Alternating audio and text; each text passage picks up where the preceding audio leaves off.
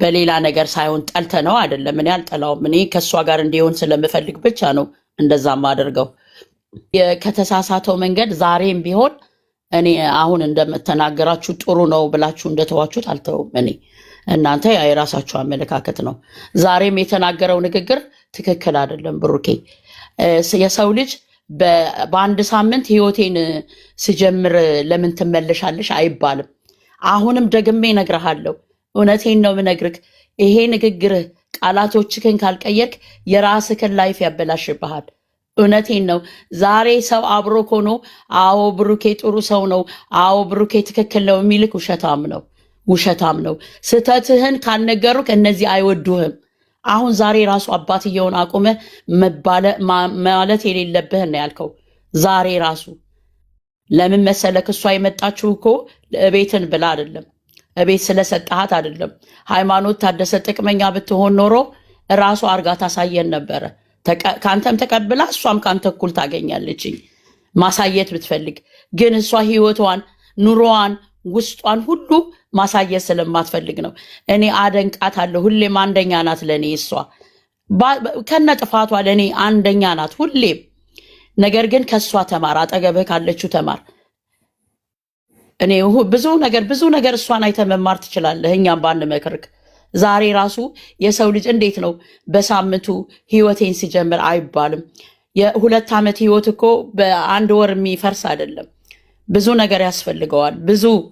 ብዙ እንደዛ አትበል ብሩኬ። እኔ ከአንተ አውቄ አይደለም። የእናትነት ምክር፣ የእህትነት ምክር፣ የኢትዮጵያዊነት ምክር ነው የምመክርህ። አይባልም እንደዛ። አንተ ለሌሎቹ አርአያ መሆን አለብህ። አንተ ብዙ ነገር ይጠበቅብሃል። አሁንም ሁሌ አንዳንድ ጊዜ ስትነግረው መልሶ እዛው ነው ይላል ያገሬ ሰው። ግን እኔ አሁንም ቢሆን ምንም አልተውክም። እውነቴን ነው የምነግርህ። አልፈልግም እንኳን ብትል ዛሬ ራሱ አባትየው ፊት ማለት የሌለብህን ነው ያልከው። አንደኛ ነገር ተንበርክኬ ተነስ አላለችኝም ያልከው። አላለችም፣ ተነስ ብላ ነው። ከፍፄ ጋር መተህ ነው የተንበረከከው። የዛን ጊዜ የተንበረከከውን ተበሳይታ ስለሆነ የደረሰባት ነገር በጣም የማይቻል ነገር ስለሆነ ነው። እንደ ሴት እሷ ችላህ ነው እንጂ ትታው ነው እንጂ ያንተ ነገር ጨንቋት ነው እንጂ ይሄ ሌላ ሴት ብትሆን አትተውም። ችግር የለም፣ ይቅርታ ፈጣሪም ይቅር ብሎናል። ስንት ነገር ሰርተን ማለት ነው። ይሄ ችግር የለውም። ነገር ግን አሁን እኔ ነገሬንም አላብዛ። ተመለስ አይባልም እንደዛ። ለራስክ ለህይወትክ ራሱ የሰው ልጅ አሁን ዛሬ በመጨረሻ ሰዓት አበሳጭተሃታል። ውጣው ነው እንጂ ለምን ንግግርክ አሁንም የሚያበሳጭ ስለሆነ ማለት ነው። ዛሬ የተናገርከው እንዴት ነው? ትላንትና አስታውሳታለሁ የአብረን እንተኛ ያልኳት በቃ ማረገው ከእሷ ጋር ያሳለፍኩት ትላንትና ትዝታው መጥቶብህ ዛሬ እንዴት ነው ህይወቴን ሲጀምር ለምን መጣሽ አይባልም ብሩኬ፣ አይባልም። ሼም ዩ አንዳንድ ጊዜ ይሉንታም ያጥቃህ። ለራስህ ራሱ የራሴ አይምሮ ምን ይለኛል ብለህ ማሰብ አለብህ። እውነቴን ነው። ስለዚህ አንተ አሁንም ከራስህ ጋር ሁንና ብሩኬ ወደ ራስህ ተመለስና ከሰው ጋር እልክ ሳትያያዝ እስኪ እኔ የምናገራቸው ቃላቶች ለምንድን ነው እንደዚህ ሰዎች ዘንድ ሲደርስ እንደዚህ ገናና የሚሆነው ብለክ እስኪ ከራስህ ጋር አሁንም ተነጋገር። ነገም ደግሞ አሁንም እናትክንም ቁጭ አድርገህ እሳቸውንም ቁጭ አድርገህ እንደዛ እንዳትል እለምንሃለሁ። እውነቴን ነው። በእናትነት እለምንሃለሁ። አትበል እንደዛ። አይባልም እንደዛ። እነሱ ማያውቁም ብለህ ካሰብካቸው ይጎዳሉ። እውነቴን ነው ምልክ አንደበት ከአንደበትህ የሚወጣው ቃል በየቀኑ ይጎዳል ሰውን። ስለዚህ ይሄን ነው ምልህ።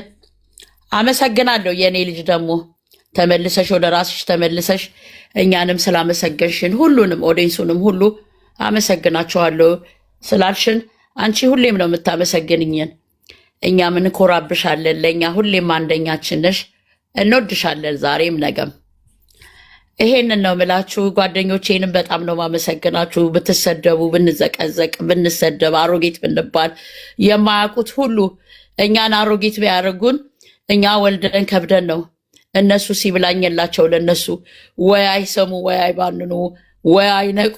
እንደዚህ ዶንቆሮ የቀሩ ሰውንም ሴትንም ለማዶንቆር ሰላማዊ ሰልፍ ይመስል የተነሱትንም እግዚአብሔር ልቦና ይስጣቸው። እኔ ሌላ ምንም አልላቸውም። ወደ ቀልባቸው ይመልሳቸው። ሴትነት ክብር እንደሆነ እንዲያውቁ እነሱንም አስተላልፍላቸዋለሁ። እኛ ጥቅም የለንም፣ ምንም የምንከፈለው ነገር የለም። እኛ ሴት እንዳትጎዳ፣ ሴት ልጅ አንገቷን እንዳደፋ አለሁልሽ ከጎንሽ ነን ለማለት ነው እንጂ ሌላ ምንም ፈልገን አይደለም።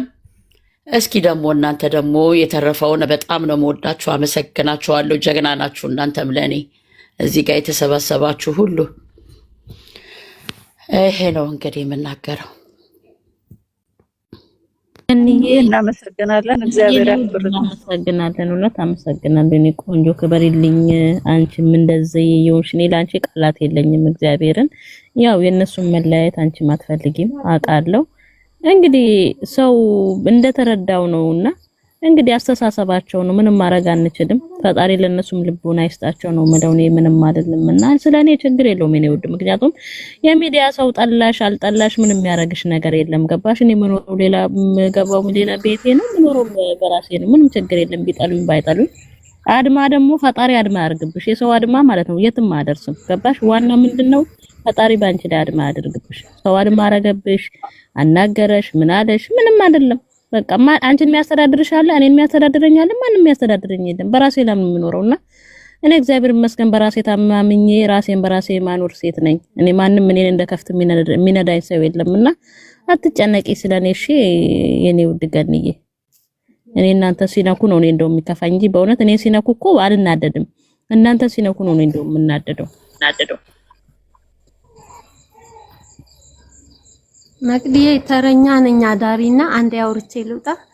እሺ ለውድ እሺ ግን አመሰግንሻለሁ። አንቺም ሰዓትሽን ጊዜሽን እግዚአብሔርን አንቺ በጣም መልካም ሴት ነሽ። ኢትዮጵያ ቁጭ ብለሽ አስጨንቆሽ ኑሮ ሳያስጨንቅሽ የዚህ የኛ ነገር የሷ ነገር አስጨንቆሽ እዚህ ቁጭ ብለሽ ከኛ ጋራ በጣም ነው ማመሰግንሽ። እግዚአብሔርን ኑሮሽን ይባርከው ጌታ። ሌላ ምንም አልልሽም። አንቺም መልካም ሴት ነሽ። አሜን። አመሰግናለሁ። አውሬ ዳምሮቴ እሺ ተረኛ ስለሆንኩ ነው ይቅርታ። ፔሸንት ሲሄድ ነው ወደ እናንተ የመጣሁትና በዛሬው ደስ ብሎኛል። ገኒ ባለችው ለመጨመር ነው። ሁሉም ባላችሁ ተስማምቼ ማለት ነው መድገም አልፈለኩም። ግን የዛሬውን ርዕስ ቢሰጠው ሴት ልጅ የበላይ የፈለገ ቢኖራት የፈለገ ብትሰራ የፈለገ እኩል ደረጃ ብትሆን ግን ከወንድ ጋር ስትተያይ ትንሽ ናት የሚል ነገር፣ ታናሽ ናት፣ ተለማማጭ ናት። እንደገና ደግሞ ቤተሰቧም እንደዛ ያንን ነገር አጉልቶ ነው ያሳየኝ። ሲቀጥል ደግሞ እኩል ከባዶ ቢነሱ ምንም እኩል ቢያድጉ እንደገና እኩል ደረጃ ቢኮኑ ወንድ ልጅ ምን ጊዜም የበላይ እንደሆነ ይሄ ነገር አልቀረም ወይ? እኔ ዛሬ ደስ ብሎኛል፣ ከፍቶኛል፣ ውስጤም ተሸማቋል። እንደገና ደግሞ ውስጤ ደስታ እስከ መቼ ነው እኛ አሁን ይሄኛው ጀነሬሽን እንደዚህ አይደለም ብለን እያሰብን ትምህርትም ቢሆን ድራማም ቢሆን በዚህ መልኩ እስከ መቼ? እኔ በጣም ጥያቄ ነው የሆነብኝና እንደው እስቲ በዚህ ጉዳይ ከቻልኩ አዳምጣቸዋለሁ ፔሸንት ካልመጣብኝ። በቃ ሴት ልጅ እኩል ናት፣ መስራት ትችላለች፣ ጠንካራ ናት ምናምን የሚለውን ነገር አጉልተን ብንሄድ ባይ ነኝ። አሁን ግን ያየሁት እንደሱ አይደለም። የፈለገ ቢኖራት የፈለገ እኩል እንትን ብትሆን ሁሌ ተለማማጭ ሁሌ በቃ ደስታዋን ተጭኗት የሚኖር ሰው ወንድ የሚባል ነገር እንዳለ የሚያጎላ ነገር ነው ዛሬ ያየሁት። እና እስቲ ምን ትላላችሁ እህቶቼ በዚህ ዙሪያ? በተናገረው ንግግር ነው አይደለ?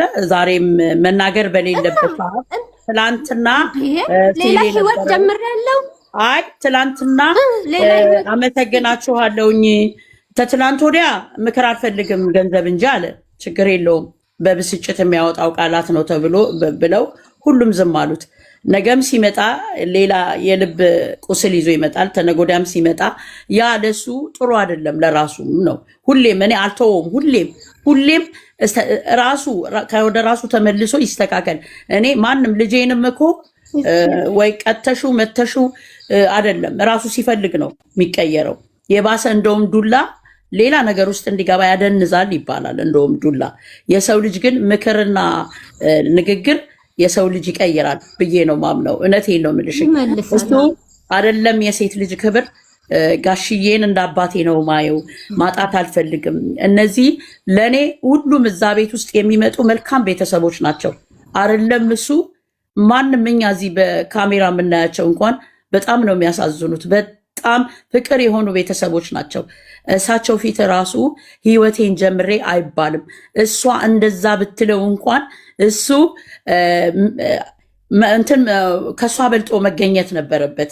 እሷ በዛ ሰዓት ተበሳይታ ነው የመጣባት ነገር አደገኛ ነው። አሁንም ያንን ችዬ እኖራለሁ ያለችው አባትየው ስለመከሯት አባቷን ስለምትወድ የአባቷን ምክር ስለሰማችና የዚህ የተመልካቾችን ምክር ሰምታ ሴት ልጅ ነኝ አይ በቃ ላሳልፈው ላይሆንም ይችላል እስኪ ልረዳው ብላ እንጂ ያ ነገር ተቀብለው አይደለም። የተደረገባትን ነገር ተቀብላ ወይ ደስ ብሏት አይደለም። እሱ አይ እኔ አንቺ እንደፈለግሽ አይደለም፣ እኔ ስቆርጥ አንቺ ልትመለሺ የፈለግሽውን ካልሽ በኋላ እንዴት አድርጎ ነው የሚያየው? ብሩኬ እንዴ እርግዝና እኮ ነው ይሄ እኮ ሌላ ነገር እኮ ነው። እንዶ የፈለገ ቢሆን እኮ ባልና ሚስት እኮ ይለያያል። በእንደዚህ አይነት አንመለስ ወደኋላ። ይሄንን ነገር ለምን ማሰብ አቃተው? እንዳለችው እንዳይመለስ ሴት ልጅ ይሄንን ነገር ተቀብላ ትኖራለች ብሎ እንዳያስበው ሌላ ወንዶች ማለት ነው። ሌሎቹም ተመልካቾቹ እንደዚህ ብናረግም እኮ ይቀበሉናል ብለው ልክ እንደ ኖርማል እንዳያደርጉትኝ። ለምን እዚህ ጋር የሚያየው ተመልካቹ በቃ ምንም ችግር የለም ተቀበለችው ወይ ሊሉ ሁሉ ይችላሉ። አይደለም ይሄ አይደለም። እዛ እኮ ነው ያሰብኩትኝ ቤት ገዝቼ ከሰጠውሽ በኋላ ሰርቼ ከሰጠውሽ በኋላ ይሄንን አመለካከት ለምን አመጣሽው አላት። ተው እንደዛ አትበል፣ እኔ ጥቅመኛ አይደለሁም እኔ ሃይማኖት አለችው። አይባልም እኮ ያቃታል እኮ 2 ዓመት እኮ አብረው ከዜሮ ተነስተው እፍ ብለው እሱ 50 ሺህ ነበረው እሷ ስትመጣ ወደ ህይወቱ አረለ እንዴ ከዜሮ ተነስተው እኮ ነው። ክፍያ ሁሉ አልተጀመረለትም ይሆናል 50 ሺህ ገብቶ እንዴ ያንን ነው እኮ ወደኋላ ማሰብ ያለበት። እሷ ጥቅመኛ አይደለችም። ሃይማኖት ታደሰ ጥቅመኛ ብትሆን ኖሮ አድርጋ ሾት አሳየን ነበረ። ቀንና ሌሊት እራሷን ደብቃ የምትኖር በጣም ጥንቁቅ ሴት፣ በጣም እንቁ የሆነች ሴት ናትኝ። እንኳን ማውራት እንኳን አትፈልግም። አረለም እሷ ለጥቅም እሱን መጀመሪያ እኮ ጥቅም ከፈለገች እኮ ወደ ሌላ መሄድ ትችላለች እኮ አረለ እንዴ? ያንን ራሱ መናገር የለበትም። በብዙ ጊዜ እኔ ለራሱ ለህይወቱም እንደዚህ አይነት ነገር የቀልድም ብሎ ይሁን ፈልጎትም ይሁን ለምን እንደዚህ አይነት ከአንደበቱ ኔጌቲቭ ነገር እንደሚወጣ አላቅም። እኔ እውነቴን ነው። አሁንም ቢሆን በዛሬው ንግግር ነገም እንዳይደግመው አባትየው ፊት ቢሰማ ደስ ይለኛል። እኔ የሚመስለኝ ገንዬ አሁን እሷ ማለት ሴት ልጅ እንትን ሆና ምናምን ሴት ልጅ ሁሌ ተጨቁና ተለማማጭ አይደለችም። ነገርኩሽ እኮ ይኸው አሁን እኮ የተናገርኩት እኮ ልትለማመጥ ወይ ዳውን ሆና አይደለም። እዚህ አንቺ አባሰብሬዋለሽ ተለማምጣ አይደለም የመጣችው። መልሱን እኮ ሰጥተዋለች እኮ። እሱ ግን ነገም ዛሬም ራሱን እንዴት እንደሚያየው እንግዲህ ነገ ገንዬ አሁን ምን መሰለሽ አሁን ዛሬ እንዲህ ብሎ አይደለ ራሱ እንግዲህ ወይ ነገ ትላንትና ሳይባልማ ዛሬ የጣልሽው እኮ ነው ለነገ መሰረት የሚሆንሽ እኮ እሱማ እነሱም እኔ እኮ እነሱ ቪዲዮ ላይ ሲመጡና ሚዲያ ላይ ሲመጡ እኔ እየረሱ እየመጡ ይሁን ወይም የገቡ የመጡበትን ይረሱ እኔ ግርም ነው የሚለኝ አንዳንዴና በቃ እንግዲህ አሁን ወደ ይቅርታ ስለገቡ ሌላ ነገር ባንናገር ገንዬ የኔ እናት ምክንያቱም ሌላ ነገር እኮ መናገር አይደለም እኮ መግደዬ ሌላ ነገር እኔ ደስ ብሎኛል እኮ ይሄንን አይደለ እንዴ የምንፈልገው የነበረው ምን እንፈልጋለን እኛ እግዚአብሔር በሚያውቀው እኔ አብረው እንዲሆኑ ነው እኮ እዚህ ጋር ተሰብስበን አብረው ሲሆኑ ነው የሚያምሩት አብረው ሲሆኑ ነው የምንወደው አብረው ሲሆኑ ነው ደስ የሚለን ብለን አይደለ እንዴ ሌላ ነገር እኮ የለም እኔ ላንቺ እንድታምኚኝ አይደለም የማወራልሽ ፈጣሪ ነው የሚያውቀው እኔ ማንም ምንም እንዲያደርግልኝ እንዲሰጠኝ አይደለም እዚህ ላስመስልም አትነሳይም አይደለሁም ግን ምንድነው ምልሽኝ ነገም ይመለስበታል ገባሽ እሱ ሊሰማ አልቻለም ግን የራሱ አስተሳሰብ ነው እኔ ልጅ አይደለም በግድ ይመለስ ብዬ አይደለም ነገር ግን ከተቀበለው ዛሬ ማይሳሳት ነገም ዛሬም አይሳሳት ነው። ይሄ የኔ አመለካከት ነው። ማናት ደግሞ ላለችው የሴት ሴት ልጅ መለመን ላለችው ለዛ ነው እንደ ቤተሰቡ እንትን ነው ይይዘኛል። ሳውራ እኮ ብዙ ጊዜ ይዘኛል። አንቺ አማርኛ ሳውራ ስልክሽ ነው ይወድ ስልኬ። እሺ በቃ አውሩ እናንተ ደግሞ